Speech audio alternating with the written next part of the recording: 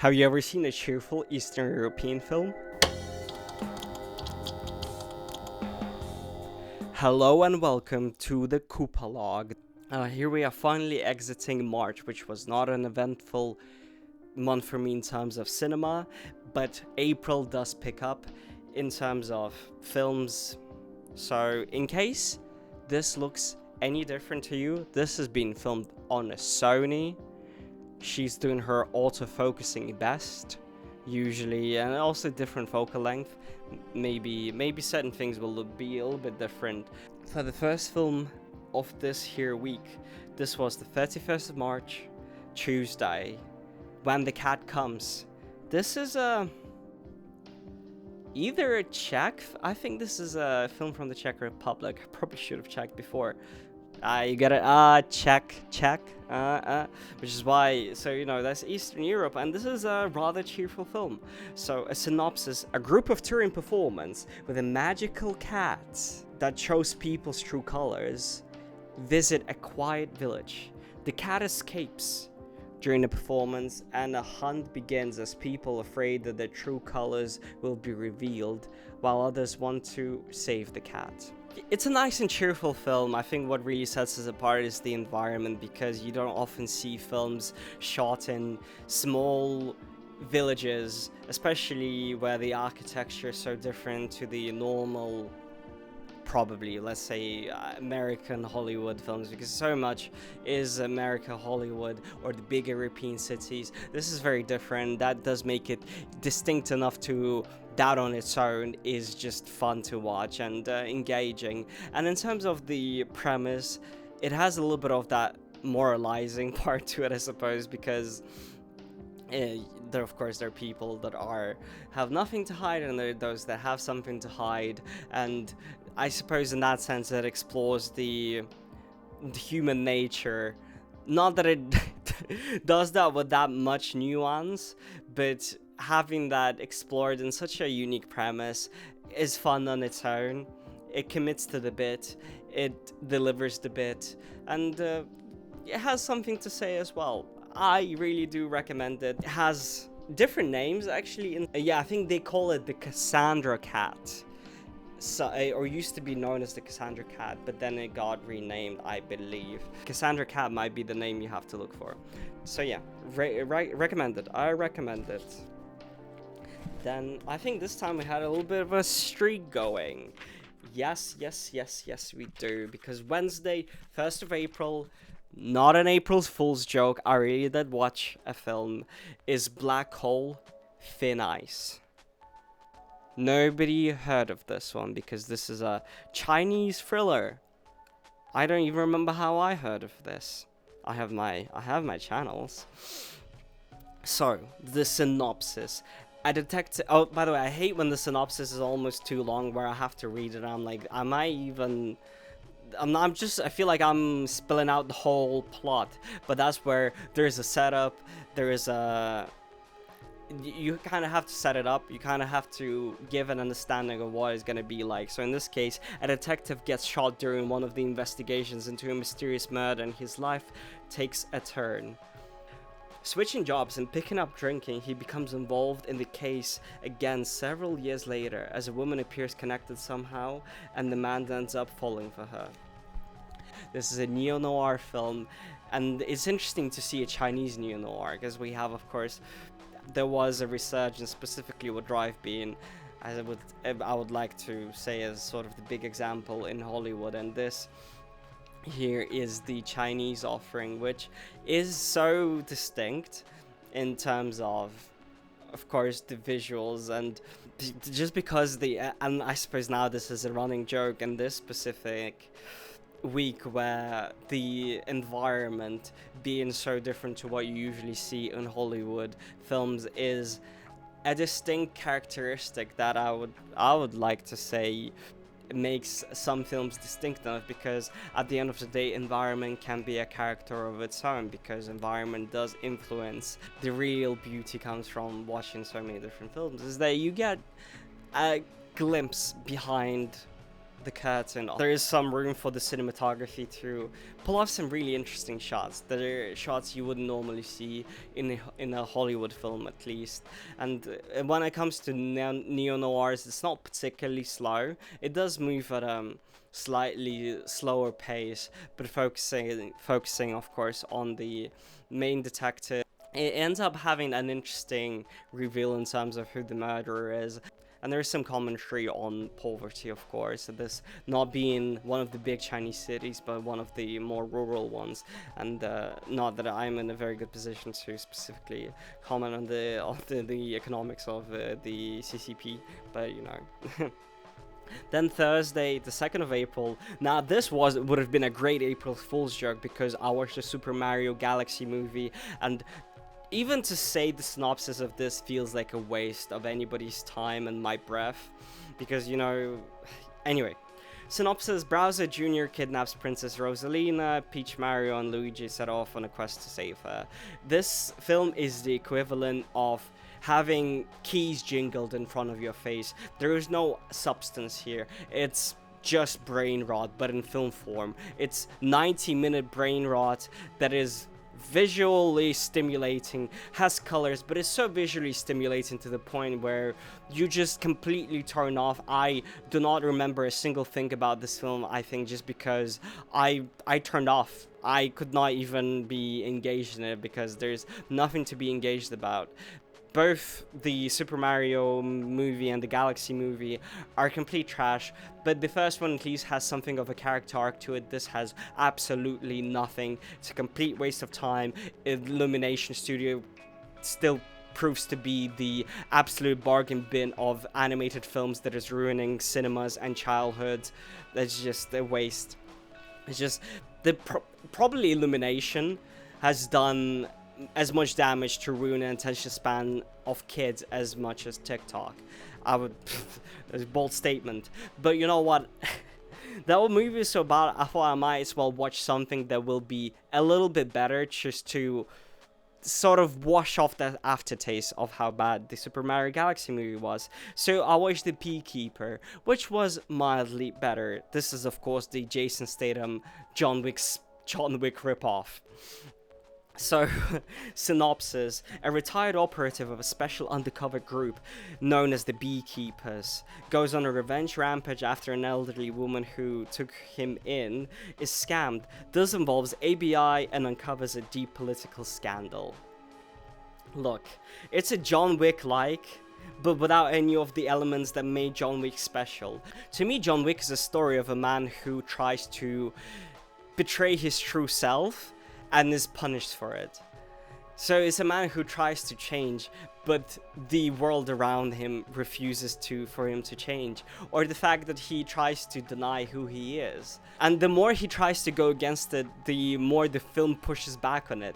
So it's almost like Divine Comedy, where Dante has to go through several levels of hell. That's what John Wick is. Whereas the Beekeeper is too coy. It's too self-aware to be campy in a meaningful way.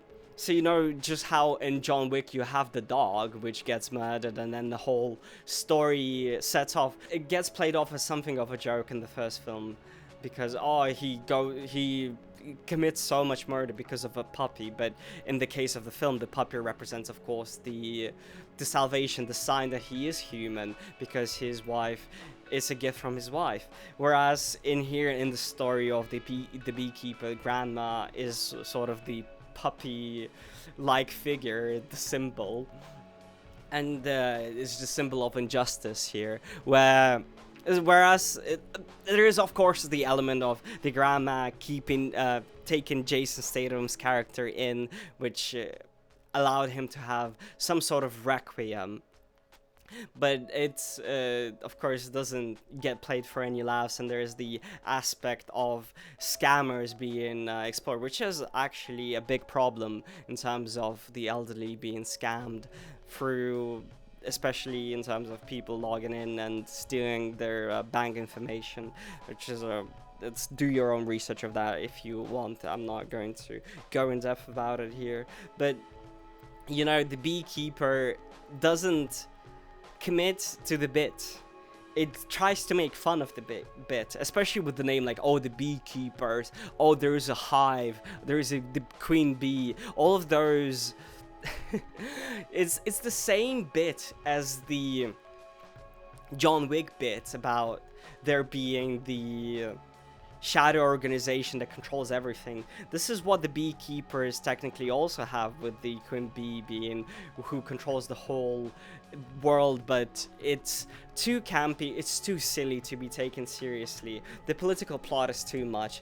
It also doesn't have such the gone through aspect of John Wick that made those films so distinct, and the cinematography, especially John Wick Chapter 4, I think is one of the most beautifully shot films in recent years. It should have been nominated for best cinematography in terms of the Oscars of that year. That was what, 2024. So Beekeeper has none of that. It has none of that. So because of that, it's a cheap imitation that is not even worth anybody's time, genuinely. It exists to, first of all, add to a new Jason Statham repertoire of professions, and as an example of why John Wick is amazing, and people probably take it for granted, I would say. Then for Friday, 3rd of April, we have Barry Lyndon, the Stanley Kubrick film. I've gone on record a few times saying that I'm not the biggest fan of Stanley Kubrick, and this has not changed my perception too much, but in terms of the Stanley Kubrick films, I would say this one I enjoyed more than usual, I would say. So, in terms of the synopsis, a historical account of Barry Redmond's surprising fate that provided an opportunity to become Barry Lyndon, and his tragic downfall of his own making. I think in terms of Stanley Kubrick's films, in most of his films, it focuses on an individual that goes through some sort of change, and where their own nature maybe works against them in one way or another. So there's definitely a theme running through Kubrick films, but what I find my take on Kubrick is I find hard to connect to his stories. I'm not particularly sure why. I don't know if that says more about his style of directing and writing, or just my perception of it and the way I relate to it, or rather fail to relate to it, because to me, it's like almost similar to Scorsese films. There's the downfall of a man. Well, at least the Scorsese gangster films, which many people equate Scorsese to Goodfellas, or Wolf of Wall Street. Not as a gangster film, but yeah. So, you know, it's a story of a man who chases status after losing a woman to a man of status. So there is that aspect there too, where it's almost like a traumatic event that changes the person, and then instead of dealing with this in a healthy manner, he takes the wrong lesson from this, and that ends up ruining his life. And in terms of lighting, I do like the way Kubrick films look. As I said, they are technically impressive in terms of the direction and the way they look, because it's very naturalistic and grounded in terms of the lighting here. And the sets, the use of negative space to isolate the characters' rooms is especially good. Again, as with any Kubrick, I can say they all look amazing. They're engaging to watch, but at the end of the day, I find it hard to connect with them. And it doesn't change with the Barry Lyndon, but I will probably still add it to my collection on one day. Then for Saturday, 4th of April, Blowout, the Brian De Palma film. In terms of the synopsis, audio effects artist records a car crash that is disguised as an accident and tries to uncover the truth behind the incident in a story involving conspiracy and intrigue. With Brian De Palma, you will be getting good split diopter shots. You will be getting great lighting, great moods. He apparently the way the film starts with this slasher film, I was like, what am I watching? I thought Brian De Palma is this highly esteemed, cool director, because I know him mostly through Scarface. I've not seen too much of his filmography at this point. Of course, I've seen Mission Impossible, and he's this enjoyment of the trashy I think Brian De Palma elevated B movie. In terms of the narrative, it is very similar to what a B movie would have, but in terms of the production, it is very stylistically elevated to example of somebody who has mastery of the cinematic language. And in terms of the story, there is that paranoia of conspiracy, cover-ups, political intrigue that is layered into this slightly goofy subplot. Well, not even like goofy subplot, but the woman who plays the tragic lead in this film, just the way she acts, it just does not do it for me. That is what makes this film distinctly campy and be horror film for me in that sense.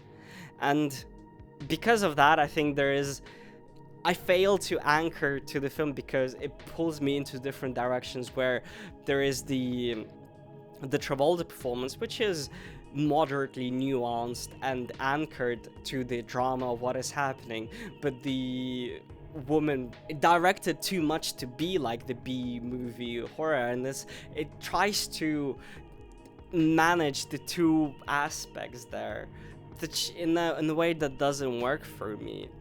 And so I can sort of understand why it is part of the Criterion Collection, but it maybe did catch me a little bit off guard. And if it's a Criterion film, you have this almost expectation, oh, it's a Criterion film, there is gonna be... I don't know what a Criterion film is at this point anymore. You know, Godzilla is part of the Criterion Collection. So are many Tarkovsky films. So it's probably my fault partially for expecting it to be a little bit different, just because my preconceived notion of what a Criterion film should be like, and maybe if I rewatch it now, having an understanding of what it is like, what it is about, in the sense that explores the way films are copies of real life, and that's where the analog tapes and the aspect of how films are put together is intertwined with this conspiracy, with this murder, with the search for that scream that is real.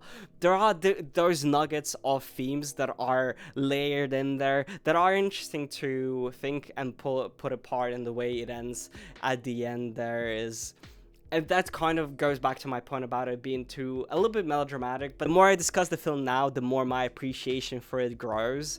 And now, sometimes it's good to have that time apart from when you have watched the film, then you had time to process it, because sometimes it's easy to dismiss something. And you know what? Yeah. Blowout is pretty good. It has that juice. I'm sorry. Yeah, it has that juice. I just think there are those parts where it did lose me with this, like, the big car chase where he's trying to save her. There is those specific elements that I thought were maybe a little bit too much. It could have been... maybe some subtlety and some parts would have been better, I think. A busy week. Do you see? This is what I mean now. I'm bringing it back. For Sunday, 5th of April, I watched DiDi. So yeah, synopsis. Coming of age story, but with an Asian boy and his family, which provides some cultural differences to make it unique. And it is a 2008 coming of age story directed by someone who grew up then. So that has the usual hallmarks of... what is it, late 2000s, with the internet popping off, Facebook, and of course YouTube, all of that sort of becoming popular, and in that sense, it does feel a very lived-in recreation what it have been like. But I suppose what makes it this different to the usual coming-of-age films is that usually for something like Superbad, what are the canon of coming of age films? Because whenever I think coming of age, I think this is something that is maybe a little bit at a later stage, where with something like Superbad. But here, this it's nice. I think with coming of age films, 2 or 3 types of coming of age films, where it's either there's gonna be a retelling of some love romantic subplot which doesn't go to plan and causes the main character to change as a result. There's going to be a falling out with a friend, there's going to be a fight with a family. What makes this different is that there is cultural element that is distinctive from some other coming of age films I can think of. So there is that element that makes this somewhat unique and enjoyable, genuinely. An interesting account of what it was like to grow up during that time of Facebook and how kids interact with it at that time, and it is a bit of a time capsule in that sense. So yeah, it was nice all around. Yeah, this was a pretty good diverse week. It's nice when I have a few films on the throughout the week to talk about, and there's something nice to say about pretty much all of them, except, well, a few of them. You know, brought it back towards the end. You know, it's a whole roller coaster of a week. Anyway, thank you for tuning in. See you next time.